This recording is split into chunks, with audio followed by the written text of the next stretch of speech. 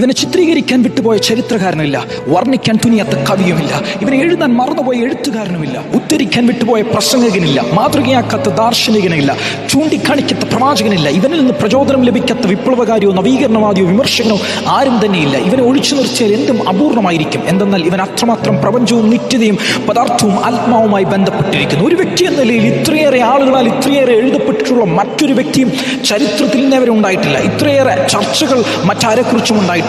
പല വർഷങ്ങൾ കൊണ്ട് ഞാൻ ഈ അത്ഭുത സത്യം വിവിധ കോണിൽ നിന്ന് വീക്ഷിക്കുകയാണ്. ഇവൻ്റെ ഒരു മതസ്ഥാപകനല്ല, രാഷ്ട്രസ്ഥാപകനല്ല, തത്വചിന്തകനല്ല, സത്യാന്വേഷകനല്ല, തീർത്ഥാടകനല്ല, യോഗിയല്ല. ഈ അഗാധമായ ആളത്വത്തിന്റെ അസാധാരണമായ തനിമ കണ്ടിട്ട് ആശ്ചര്യത്തോടെ ചോദിച്ചു പോയി, ഇവനാർ?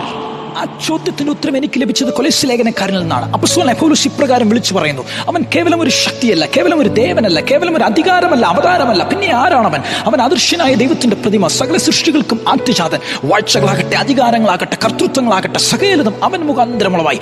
അവനിലല്ലോ ദൈവത്തിന്റെ സകല സമ്പൂർണ്ണതയും ദേഹരൂപമായി വസിക്കുന്നത്. സകല ഭാഷക്കാരെയും ജാതികളെയും ഗോത്രങ്ങളെയും വംശങ്ങളെയും തന്റെ ചുടുചോര ചെന്തി ദൈവത്തിനായി വിലയ്ക്ക് വാങ്ങിയ അറുക്കപ്പെട്ട ദൈവത്തിന്റെ കുഞ്ഞാടാണ് അവൻ.